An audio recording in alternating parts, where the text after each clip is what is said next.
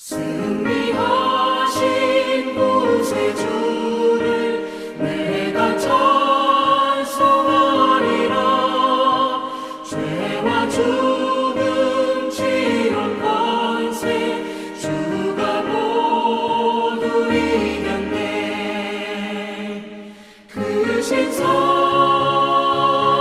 찬양하리. 나의 죄를 사하려고 십자가에 죽임 당한 나의 주 찬양하리. 고마우신 구세주를 내가 찬송하리라. 죽음에서 생명으로 나를 인도하셨네. 그 신사랑 찬양하리. 나의 죄를 사하려고 십자가에 죽임 당한 나의 주를 찬양하리.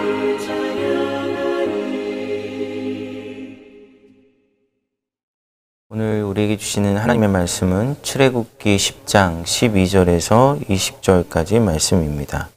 함께 봉독하도록 하겠습니다.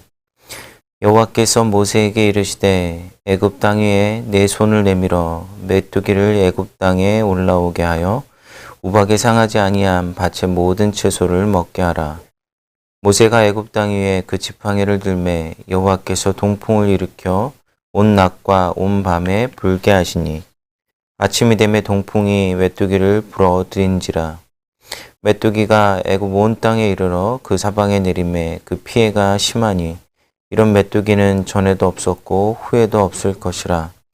메뚜기가 온 땅을 덮어 땅이 어둡게 되었으며 메뚜기가 우박에 상하지 아니한 밭의 채소와 나무 열매를 다 먹었으므로 애굽 온 땅에서 나무나 밭의 채소나 푸른 것은 남지 아니하였더라. 바로가 모세와 아론을 급히 불러 이르되 내가 너의 하나님 여호와와 너희에게 죄를 지었으니 바라건대 이번만 나의 죄를 용서하고 너희 하나님 여호와께 고하여 이 죽음만은 내게서 떠나게 하라. 그가 바로에게서 나가서 여호와께 고하매 여호와께서 돌이켜 강렬한 서풍을 불게 하사 메뚜기를 홍해에 몰아넣으시니 애굽 온 땅에 메뚜기가 하나도 남지 아니하니라. 그러나 여호와께서 바로의 마음을 완악하게 하셨으므로 이스라엘 자손을 보내지 아니하였더라. 아멘. 어제는 하나님께서 재앙을 내리시는 이유를 저희가 살펴보았습니다. 여러분, 그 이유가 무엇이었는지 생각이 나십니까? 그것은 이 모든 이야기를 이스라엘 자손에게 들려주기 위함이었습니다. 하나님이 누구신지를 드러내셔서 이스라엘 백성이 하나님을 알고 또 하나님과 깊고 친밀한 관계 속으로 들어가는 하나님의 백성을 만드시기 위함이었습니다. 여기서 아주 중요한 사실 하나를 우리가 꼭 기억해야 하는데 그것은 하나님의 백성이 어떻게 만들어지는지를 생각해 보아야 합니다. 여러분, 하나님의 백성이 어떻게 만들어지고 있습니까?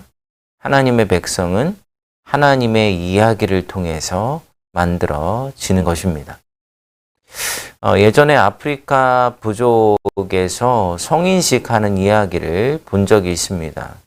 어떤 부족은 성인식을 하는 때가 되면 부족의 몇몇 사람들이 이렇게 괴물 가면을 만들어 쓰고 그 성인식을 해야 하는 아이의 집으로 쳐들어갑니다. 물론 이제 부모와 다 짜고 하는 것인데 그 괴물들이 부모와 이렇게 싸우게 되는데 그 괴물들이 부모를 이기는 것이죠. 여기서 이제 아이들이 큰 충격을 받습니다. 지금까지는 부모가 자기들을 늘 든든하게 지켜줬는데 더 이상은 자신들을 지켜줄 수 없다는 것을 처음으로 경험하게 되는 것이죠. 자, 그리고 나서 괴물들이 이 아이들을 이 성인식을 하는 장소로 끌고 갑니다. 거기서 이 괴물들은 이 아이들에게 자기들이 이 부족의 신이며 이 부족이 어디서 생겨났고 어떤 어려움을 놀랍게 이겨냈고 이 아이들의 운명이 무엇인지를 이야기를 해주면서 성인식이 거행이 됩니다. 여러분, 성인식이라는 것이 아주 흥미로운 것인데 이렇게 하는 이유가 무엇이냐면 성인이 된다는 것은 더 이상 나 자신이라는 작은 울타리에서 사는 것이 아니라 자기가 속한 공동체, 이 자기를 뛰어넘는 이야기 속에서 살아가는 것이 바로 성인이 되는 길이기 때문입니다. 이처럼 성인이 되는 길은 자기를 뛰어넘는 이야기를 배우는 것이고 그 이야기를 따라 살아갈 때 그 부족을 이끌어갈 수 있는 성인이 되는 것입니다. 하나님의 백성이 되는 것도 비슷합니다.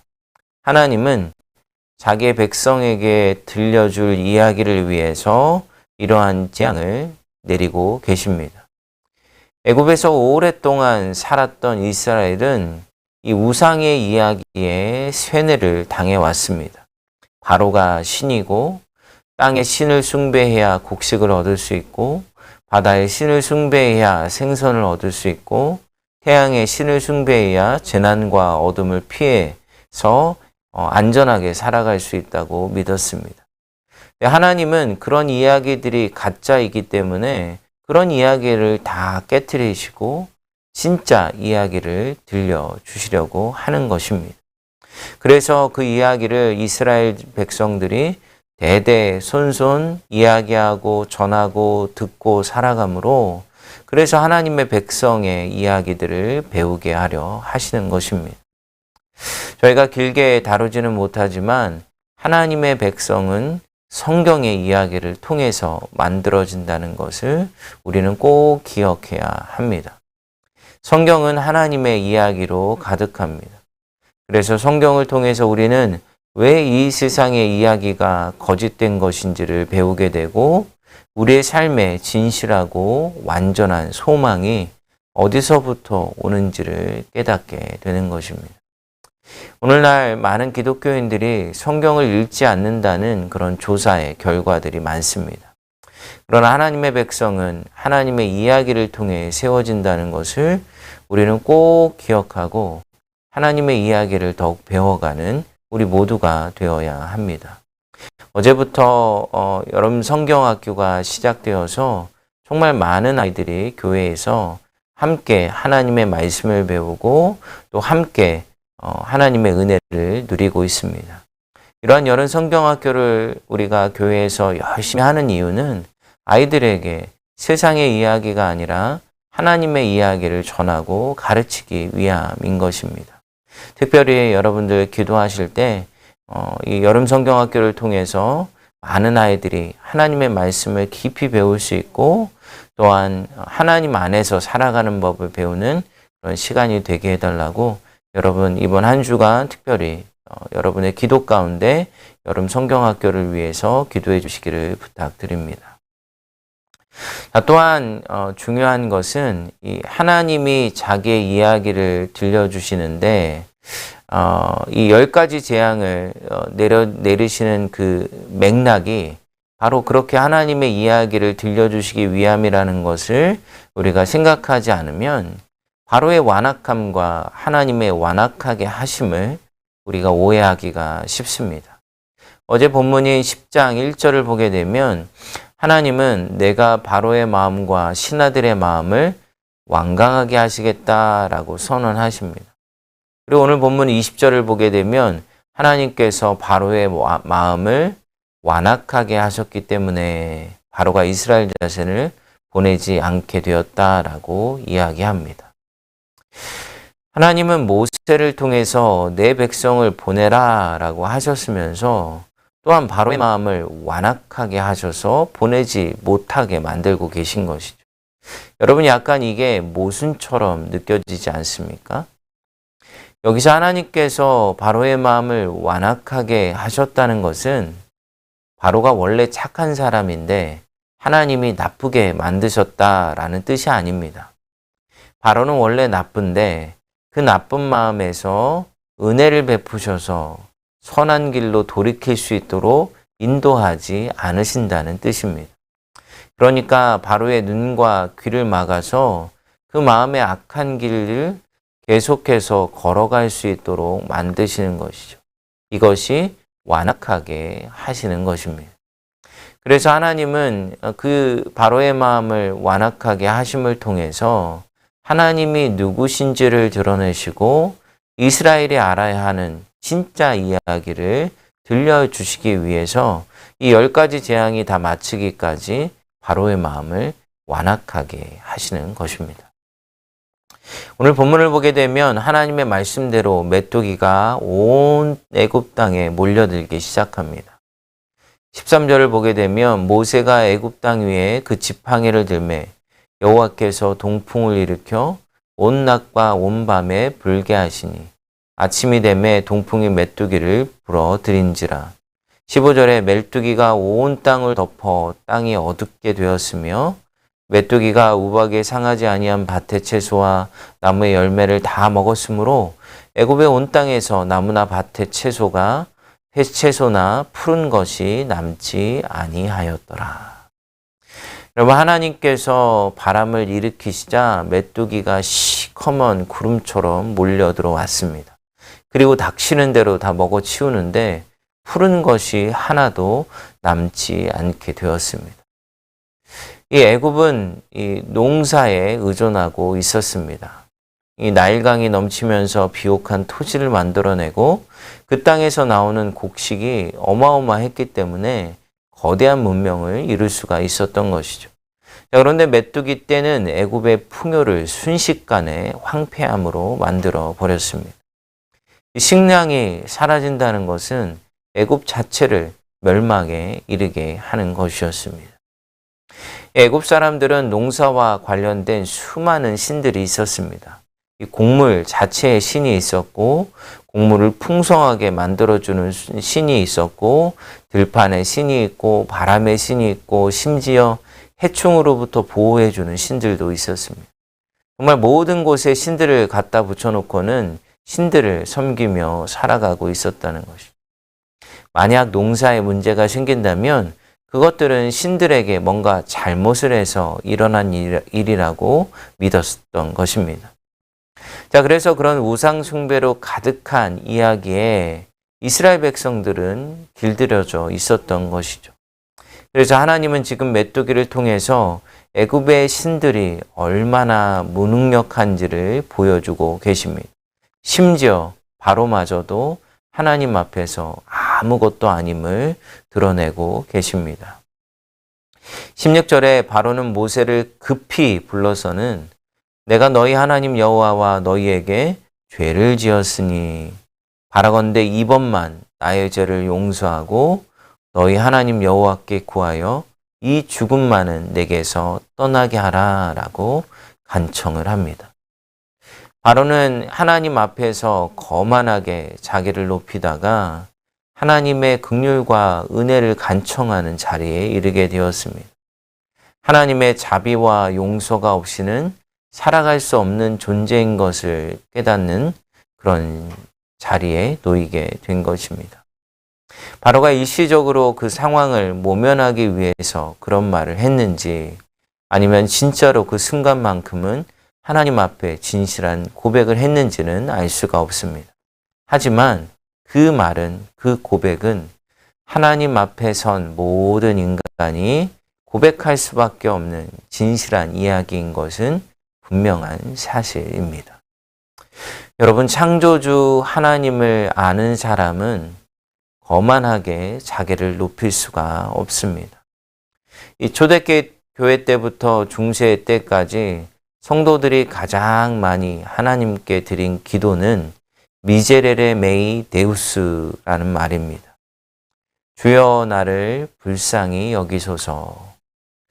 나는 주님의 은혜가 아니면 한순간도 살아갈 수 없는 존재입니다.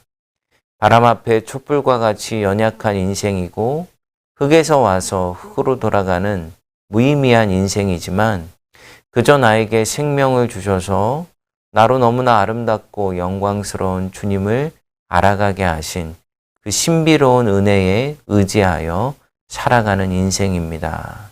이것이 초대교회 성도들의 고백이었습니다. 여러분, 이것은 창조주 하나님을 아는 백성의 마음이자 그런 고백이자 삶의 자세인 것입니다. 여러분, 오늘 하루를 살아가시면서 이 소경 바디메오가 예수님을 향해 주여 나를 불쌍히 여기소서, 나를 구원하소서 외쳤던 그 바디메오의 마음을 깊이 묵상하기를 원합니다. 그리고 오늘 하루 주님의 은혜를 구하는 시간이 되기를 원합니다. 주님의 따뜻한 손길로 우리의 영혼을 어루만지시면서 우리의 힘없는 다리에 힘이 들어가고 보지 못하는 눈에 생명의 빛이 들어오는 은혜가 우리 모두에게 있어서 오늘 하루 우리 자신을 높이며 살아가는 것이 아니라 주님과 함께 살아가기를 간구하고 간청하는 그런 복된 하루가 되시기를 주님의 이름으로 소원합니다. 이 시간 다 함께 기도하시겠습니다. 하나님 아버지, 주님의 긍휼과 은혜를 찬양합니다. 바로가 하나님 앞에 자기를 높이고 거만하게 하나님의 말씀을 청종하지 않고 자기가 원하는 대로 살아가려고 하다가 창조주 하나님의 능력 앞에 자기를 낮추고 하나님의 은혜와 긍휼을 구하면서 자기가 하나님 앞에 어떠한 존재인지를 깨닫고 고백했던 것처럼 하나님 아버지, 우리가 하나님 앞에 서게 될 때에 우리는 오직 주의 긍휼과 자비를 구할 수밖에 없는 존재인 것을 고백하고 또 깨닫게 되기를 하나님 원합니다. 하나님, 그래서 오늘 하루 우리의 주어진 모든 것들이 하나님이 우리에게 선물로 주신 것임을 알고 감사와 찬양으로 우리의 삶을 살아갈 뿐만 아니라 오직 주님의 긍휼만을 구하여서 겸손하게 주님의 말씀을 청종하기를 원하는 그런 겸손의 마음을 가지고 살아가는 복된 한날이 될 수 있도록 인도하여 주시옵소서. 오늘도 우리와 동행하시며 우리에게 힘주시는 주님께 우리의 삶을 온전히 의탁하는 그런 복된 시간이 되기를 간구하오며 거룩하신 예수님의 이름으로 기도드리옵나이다. 아멘. 이 시간 몇 가지 제목을 놓고 함께 기도하기를 원합니다. 첫 번째로는 오늘 말씀을 통해 깨달은 믿음의 여정을 걷게 하시고 그 삶을 통해 하나님을 더 깊이 경험하는 하루가 되게 하소서. 두 번째로 도시선교 사역팀 큰빛교회 모든 교회가 일상의 삶 가운데 어렵고 소외된 이웃들을 돕고 지역사회를 섬기며 그리스도의 사랑과 복음을 전하는 거룩한 선교적 공동체가 되게 하소서. 세 번째로는 큰빛교회 모든 성도들의 삶의 자리 가운데 성령으로 함께하여 주시고 주님과 동행하는 삶을 살게 하여 주소서. 네 번째로는 이번 주 금요일부터 시작되는 말씀 집회 가운데 크신 은혜를 베풀어 주시고 우리 모두가 사모하는 마음으로 동참할 수 있게 하여 주옵소서. 이 시간 함께 기도하신 후에 개인 기도하는 시간을 갖도록 하겠습니다.